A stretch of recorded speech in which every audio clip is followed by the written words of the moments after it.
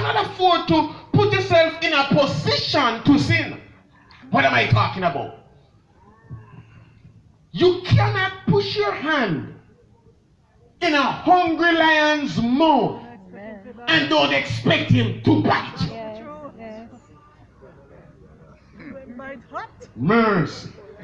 And sometimes when you get the bite, you can't manage it. Let me make it a little more practical. You might like a girl, you like a boy, but the temptation of getting sexually active will come if you find yourself, both of you, alone someplace. Young ladies, and that is why your peers don't want you to go out and go to people's yard. They don't want you to go out and go to a man's yard. You run into trouble because the devil is not dead, and no matter how you think you're strong.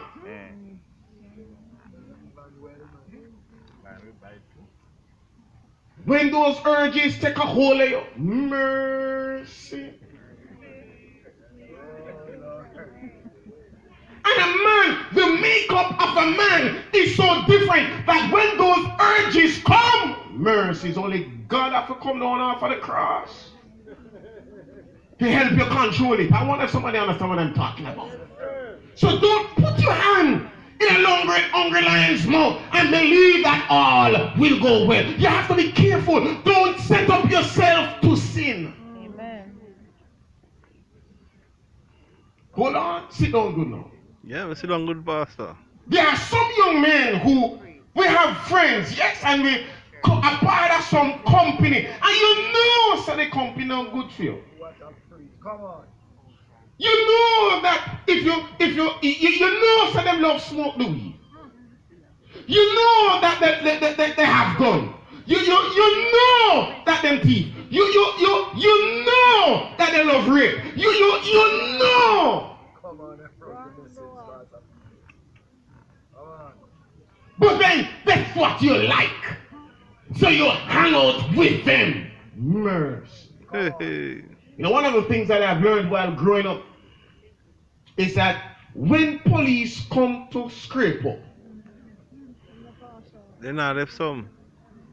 If they know Sir Edgar a gunman, mercy, help me somebody.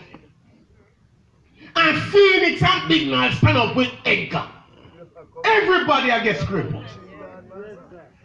Hello? Hello? And I want for you to understand that when they take up Edgar, even if Edgar wanted and they know Edgar wanted, they might put on some shot. But guess what? Me stand upside of Edgar. And I know that parents say, they watch bad company, no go out there. And many times I'm saying, listen to your parents. Listen to your aunties, your uncles who have been there, they know better. Come on, preacher. So you gotta check yourself to make sure you make the right decisions, especially when tempted. Yeah. Sin has a way of keeping us longer than we plan to stay. Sin has a way of sweetening up our appetite. That when the food gets to our belly, we have diarrhea. Sweet in the mouth, Bitter to the belly. bitter in the belly. I want you to understand that sin, to do wrong, doing wrong is nice. Come on, I run the message. Doing wrong is good, but the end result is sour. Amen. Come on, preacher. Because my Bible tells me in Romans that the wages of sin is death. Come on, I run the message. Romans 6:23, sir. Come on. So if you sin, expect death to come. Mercy. In Exodus chapter 20, verse 12 says, honor thy father and thy mother, that thy days may be long. Mercy, children. Many of our children are disrespecting their parents. Yes. True And word. because they talk to you about bad company, you have a box. Because they talk to you about bad company, you have a kick. Hello, somebody. Come on and I am saying it is not of God. Children, don't let the devil get a hold of you. Don't let the devil cause you to disrespect mommy, disrespect daddy. Come on, Bible tells me that if you diss them, then. come on and run the message. And sometimes when death comes, you wonder how we didn't do so. I want for you to understand it's very important that you have to avoid put yourself in positions to sin. Because the moment you disrespect your mother, your father, you are sinning. Because it's a part of the commandment. Honor thy father and thy mother, that thy days may be long upon the land. It is a part of the commandment. It is the first commandment with a promise. That if you diss them, your days will be short. Therefore, you might be tempted to sin, but listen to the corrective, the wisdom that extends unto you from your parents. So when they say don't do, respect that. Hello? Let me switch the table now. Mercy. Parents, oh Lord. When you are upset, that's not the time to correct the child. You'll beat him to death. Wait until you're cool, calm, and collected. So if you're going to correct the child, tell the child what the child did wrong first. And after you mete out the punishment, I didn't say beat. After you mete out the punishment, I didn't say kick down. After you mete out the punishment, I didn't say draw the broomstick. After you mete out the punishment, I didn't say draw the Dutch pot. After you mete out the punishment, talk to them again. What they would have done wrong. You can't get yourself in a trouble over other year in picnic. Hello? You have to find ways of teaching them. So from the womb till they turn big men and women, they know how to walk because you have been teaching them. And that is why it's not in the best interest of Jamaica or the world for children to be having children.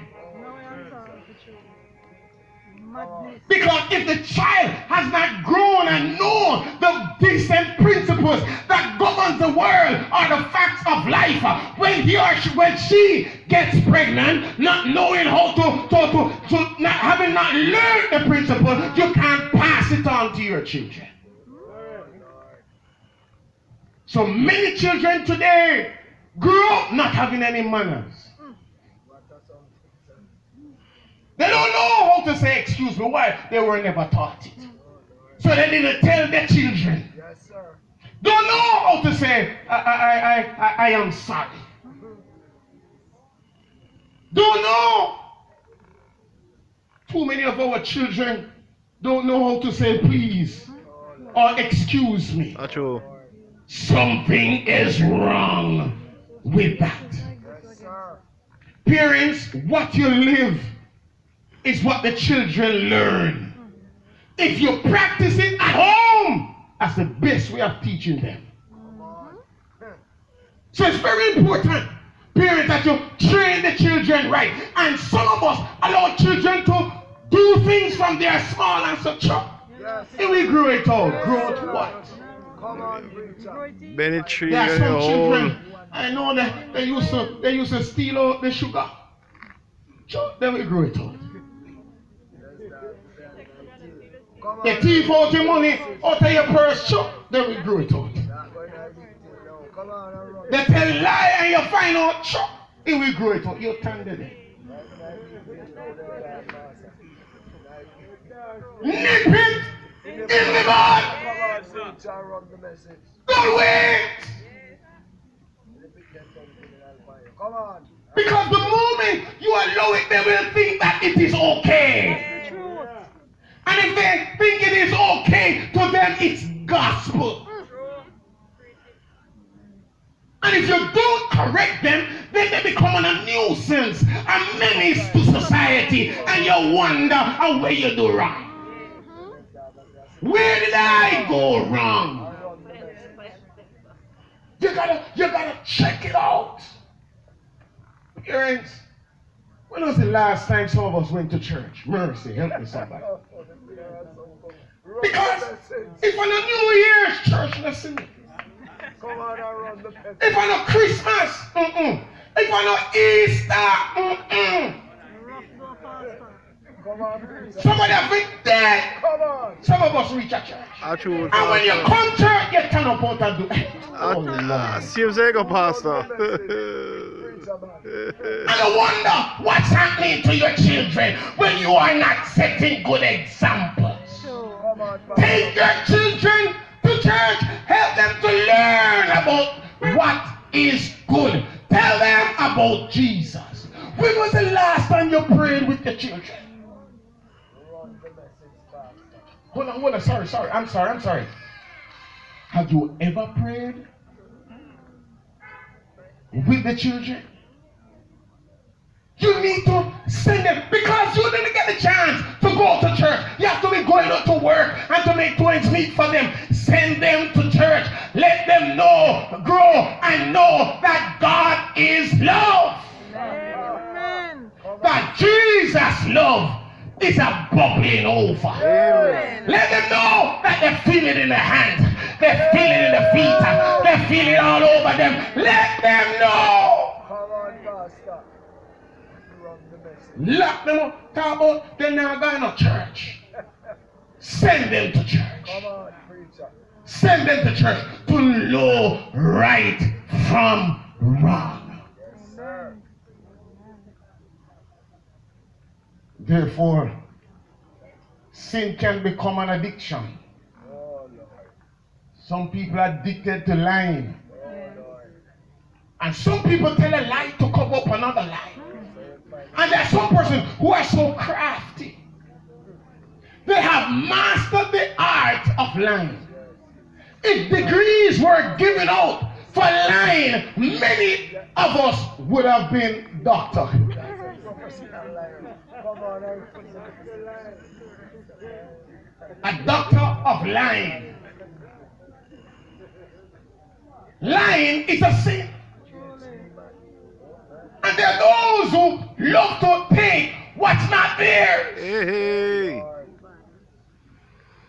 And some people take things and are fed by brute force. Oh, Lord. So when you rape somebody, it's a sin. And that is brute force. And God is not pleased. Run the message, Pastor. When you kill somebody, Run the message. that's against God's principles. Come on, I run. You didn't create any. Come on, I run. You did not blow breath in any. Then who am I to take any? Come on, Pastor. And that is a sin. Oh, Lord. Sin, to sin is a choice. Oh, Lord. You choose if you want to do wrong. When the temptation comes, you can say, get thee behind me, Satan. Come on. But some of us hug it up. Come on, preacher. What if you understand what I'm talking about? It is full time that we get our scruples together. It's full time that we understand that we are living in the last days. Yes, sir. The Bible said it. Spirit of prophecy declared it. The prophecies has pointed to it. Then why aren't we observing it? That we are living in the last days. What does that mean? It means that, let me turn with me to the book of Timothy. I want for you to understand that is not me, Cecil. Oh, It's Bible. sir. Second Timothy chapter 3.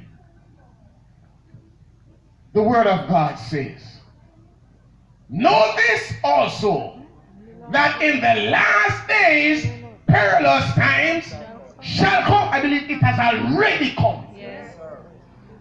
By rate as we persons are dying. In Jamaica, it is here. Around the world, it is here. In Old Harbor, look at it. It is here. Perilous time. I want for you to understand. It says, men shall be lovers of their own selves. In other words, me no business with nobody. Me I look out for myself first. I am sharing with you that the Bible is telling us that when men have been moving in this direction, it appears that their heart has waxed cold. Love must be there for you to reach out one to another. Care for your neighbor. Care for your friend. Care for your relatives. For men shall be lovers of their own selves, covetous, boasters, proud, blasphemers, disobedient to parents. Spoke to that earlier. Unthankful, and many of us, when people give you food, hungry for days, and you get little food, you never pause and say thank you, God. Achoo. When God has been good to you, you have to pause, recognize His goodness, and tell Him thanks. God wake up this morning, He couldn't find the time to say thank you, Lord, for waking me up. Hello? Didn't have no money to send the children to school, but you got some. Thank God. And some of us, I don't know, but I've been hungry before. Man, I was once upon a time I had to have 2 slices of brown bread. Cut up a tomato. Yes, sir. A good food that pastor. With some cabbage, not cabbage, cucumber, a slice of cheese, and that was breakfast. A good food that That pastor. was lunch, and that was supper. I want somebody understand what I'm talking about. They didn't have no rice, no A good peas. food that. They didn't have no pumpkin. They didn't have no banana. That's all I had.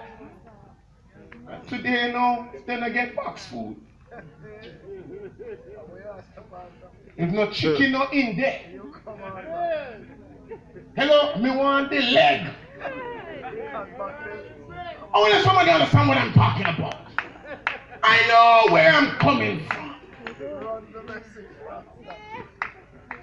Some of us, when God bless you, back then, you know, I used to love planting. I still love planting. I used to have to get up and fry planting, and let me tell you, after having spent so long with brown bread, tomato, cheese, and cucumber, when I get a leg, I give thanks. Yes, man. I got a promotion. Give God thanks. And while I had the bread, the cabbage, the tomato, and the cucumber and the cheese, I was still giving thanks. Yes. So children, parents, when they send a little thing from foreign to you, man, say thanks, man. Achoo. And tell God thanks. You go work and come home and come in safe. Give thanks. Children go school and come home without any broken bones. Give thanks. Nobody no rape them. Give thanks. They didn't have, you know, you couldn't come there here, but when they come back home, here come. Give thanks. Can't buy the shoes, but you got a pair. Give thanks. If it's even one pair, give God thanks. Amen. The word said, without unholy people invite you to church, you know, come. You become so unholy that the devil, they never like when you tell him, yeah, come man, me soon come.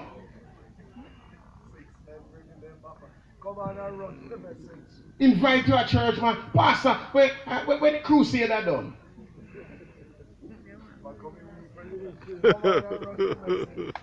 Come on, church, pastor, may I come one church, may I come one so I come pray with you, and worship God, Oh, no. You must not tell lies, so. Come on and run the message, sir. He goes on to say, without natural affection, truth breakers, false accusers, incontinent, fierce despisers of those that are good, traitors, heady, high-minded, lovers of pleasures more than lovers of God, having a form of godliness but denying the power thereof. From such turn away. Mercy. The Bible is clear. We are living in the last days. Time is running out. It's full time we pull up our socks. Full time we display love in our community. The full time that we reach out to our neighbors. Full time that we encourage others to do good. Parents encourage your children to live peacefully in the community, at school, at work, at play, so that peace can reign in Smith Avenue. Encourage your children to be honest in everything that they do, everything that they say. People must know that they're honest coming from your home. Amen. Help our children to become movers and shakers of society. Let positive things come from your children. Let when they see your children say, yes, that child is coming from a good home. So when they are tempted to sin, they will stand firm on the word of God. I close with this point. Mercy. Oh Lord, help me now. Don't stone the preacher, but I have to say it. In the book of Genesis, my Bible tells me. But let me go to the Bible. In Romans chapter 1. Let me share another word. Okay, was it infection?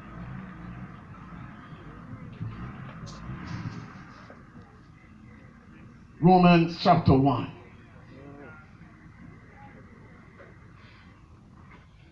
Are you there? Yeah.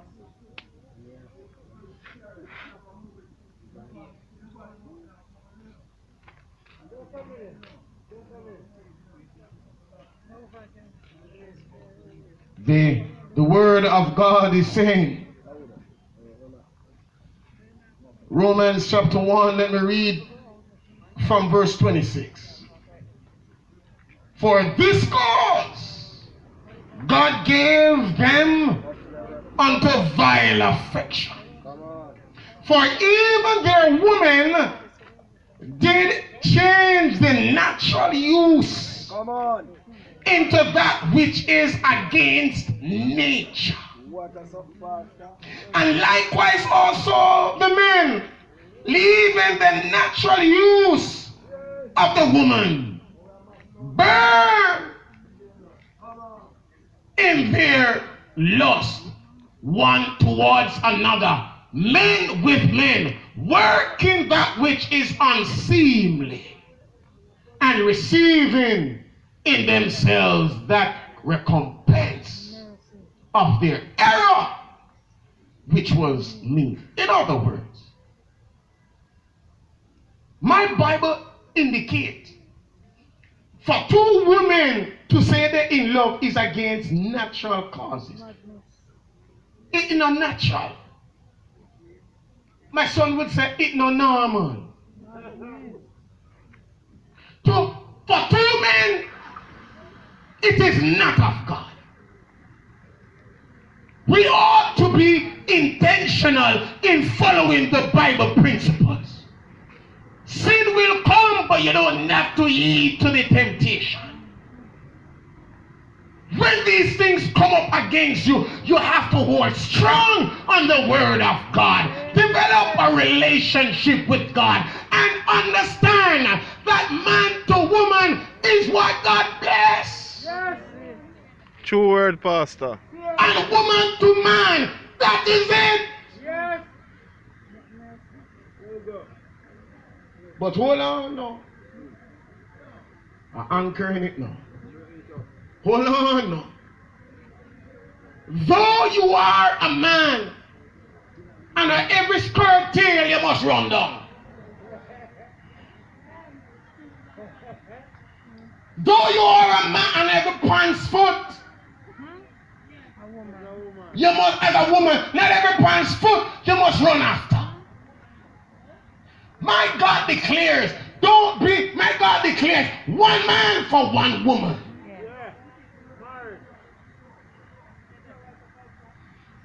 And that is the key. That is the way out. Be faithful. If you have a woman, stay with your woman. If you have a man, stay with the man. If you have children, take care of them. Some of you, because you never mean nothing, get the woman pregnant and then talk about and a feel. Mercy. And some of you get pregnant and you know who I poopa. Man, I have had cases like those to deal with. And I'm saying to you, guide your children correctly. Don't let the TV teach them. Don't let the people in the community teach them. First, you must be the first teacher. Sin divides your interest.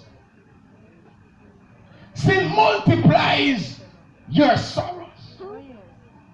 Sin adds to your worries and take away from your consciousness.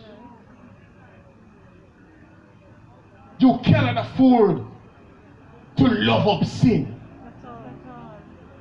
Call sin by its rightful name. Tell the devil to get behind you. Because I want for you to understand that when Jesus comes, he is going to kill death. And sin will be eradicated from the universe. When he comes, there will be no more sinners. Because those who have